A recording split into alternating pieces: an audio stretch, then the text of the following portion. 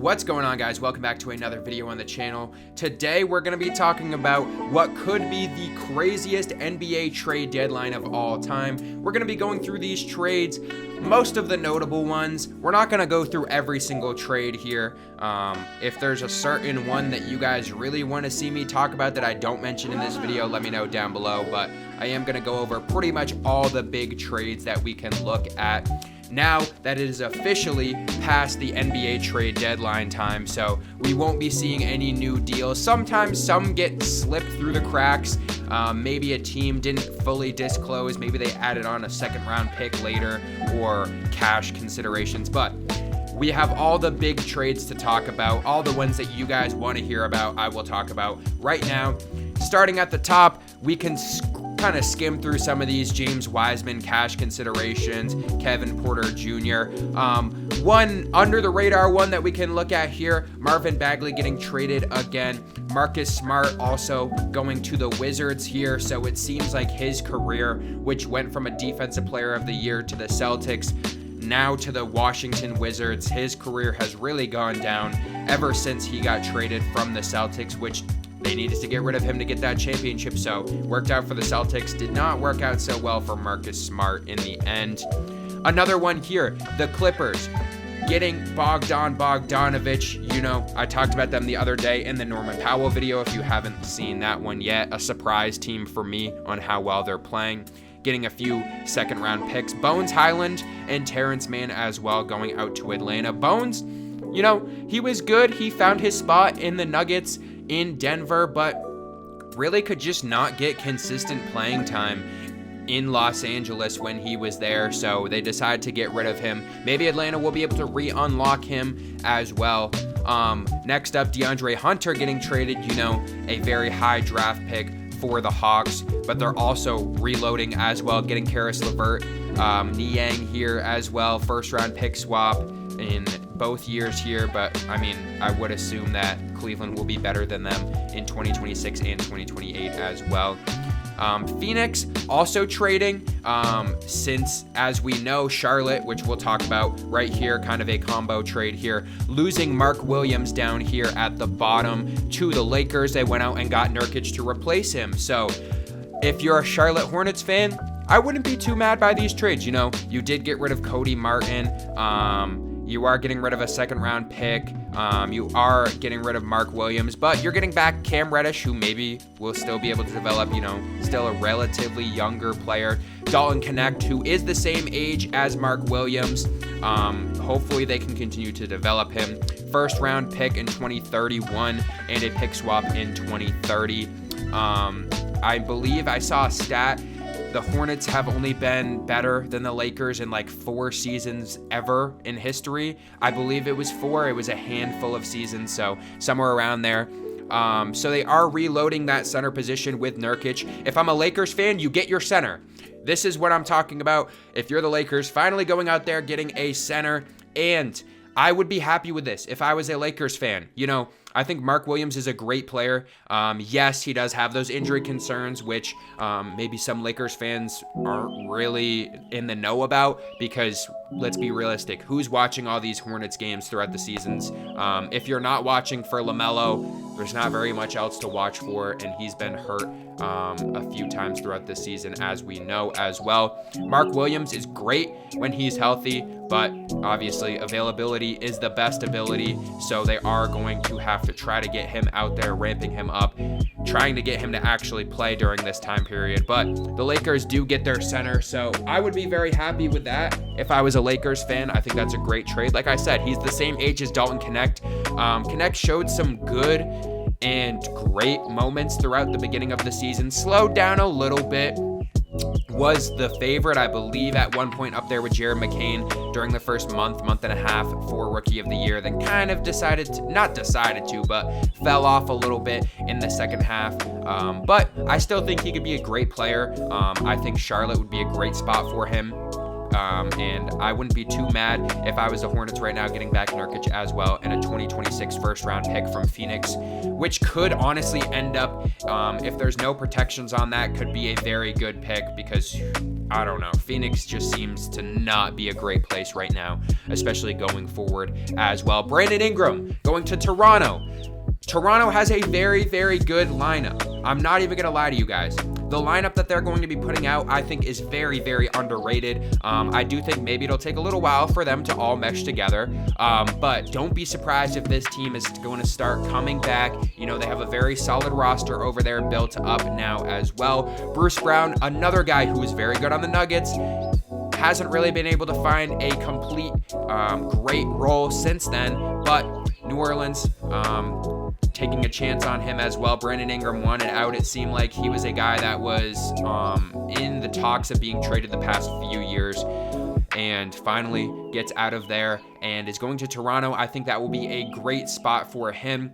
And honestly, if you're New Orleans, you know, getting back Bruce Brown, Kelly Olynyk, first round pick, second round pick, is it as much as you would want for Brandon Ingram?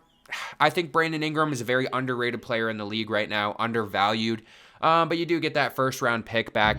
It is via the Pacers, so in 2026, next year, who knows how good they'll be. They're one of those teams that could make the playoffs, but they're really inconsistent recently, in my opinion.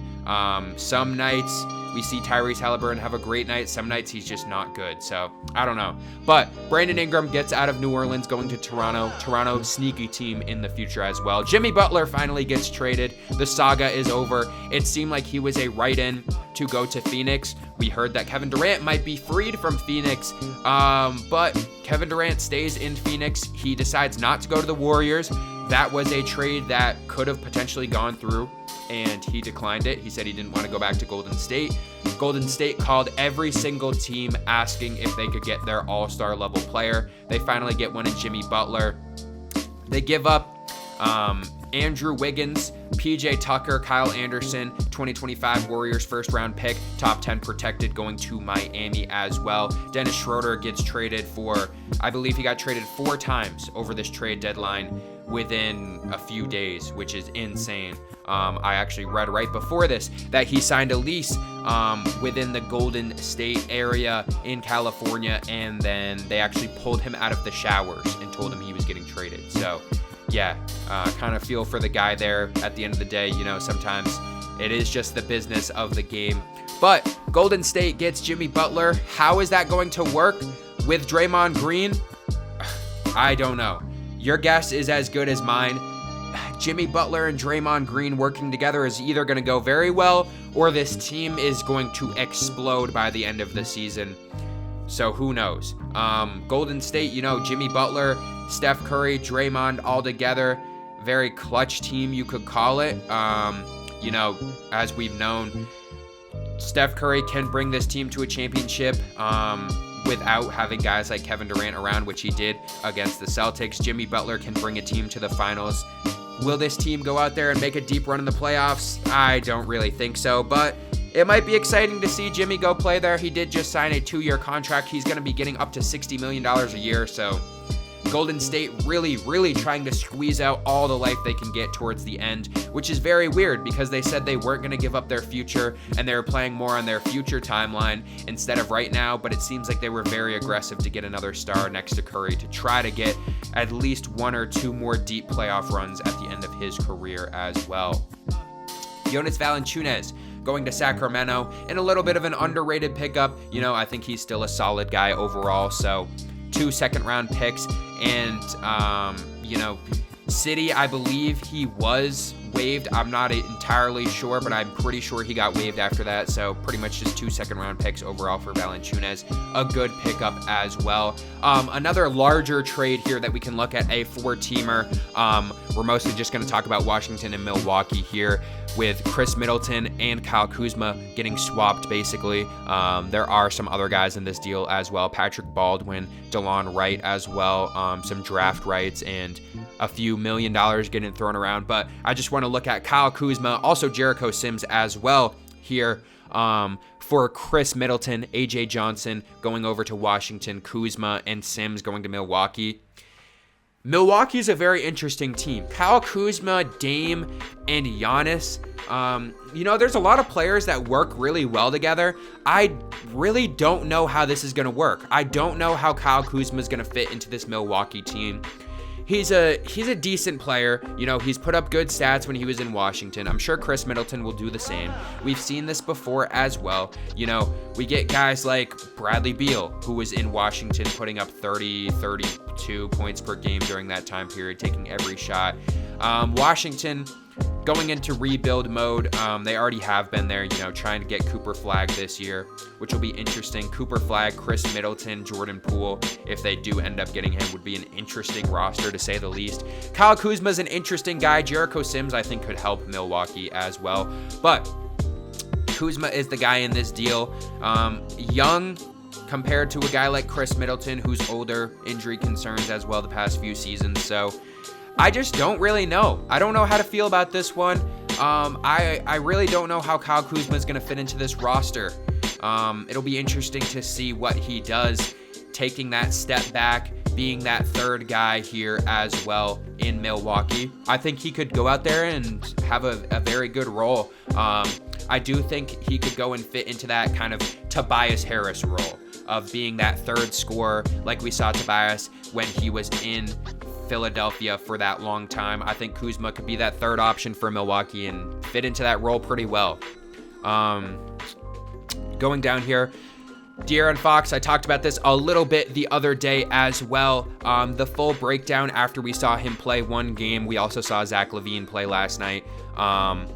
De'Aaron Fox putting up a double-double in that game. 24 points, I believe, 13 assists, a few steals. De'Aaron Fox is going to be a very, very good fit in San Antonio, and I think he is going to be fantastic for that team as well. Zach LaVine, they got all those picks. Sacramento does here. 3 first-round picks, 3 second-round picks, and LaVine. So that'll be interesting to see what this team does going forward. Last night, getting a win in their first game with Zach LaVine over there as well.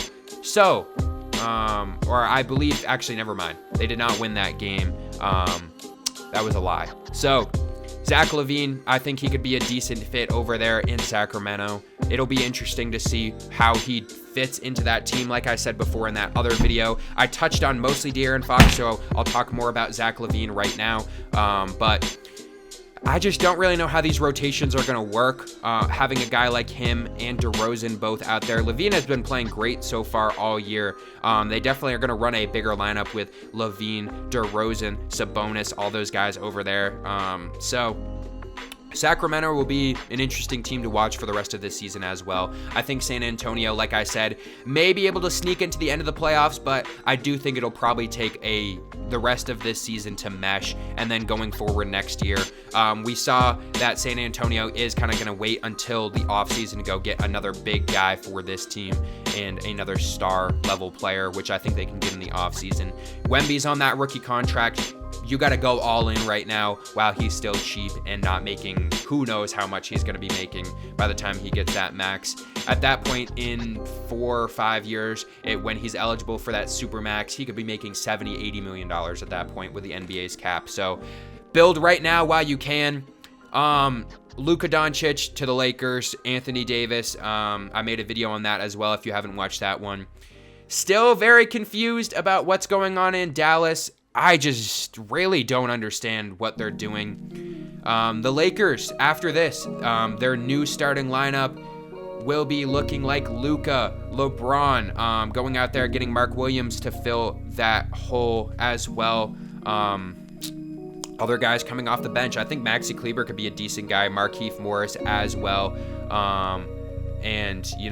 Overall, this Lakers team, I still think could be pretty competitive this year. Once Luka comes back, which will happen this weekend, it seems like, it'll be cool to see him finally play with LeBron. And I want to see AD play with Dallas. I want to see how this team fits together.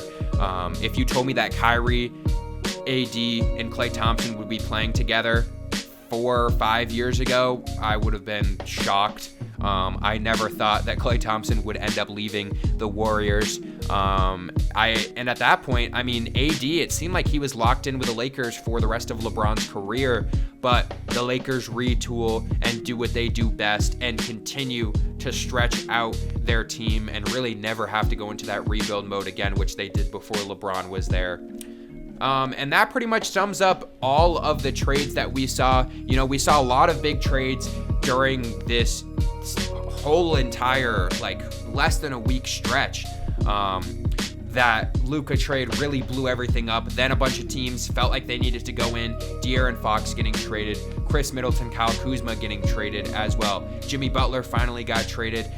Brandon Ingram gets traded. You know, some big trades during this time period. And some smaller trades too as well.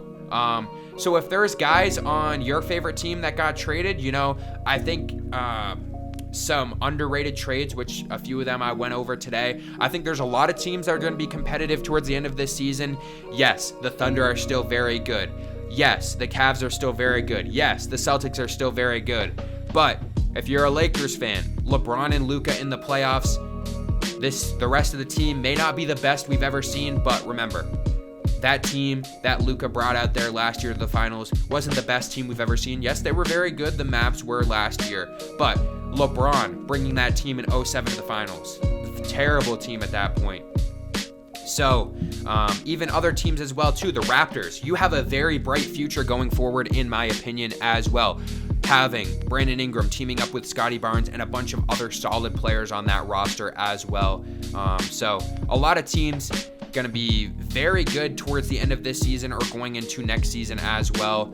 Let me know what your favorite team did and what your favorite move of this NBA trade deadline was. We have a very fun second half of the season coming up.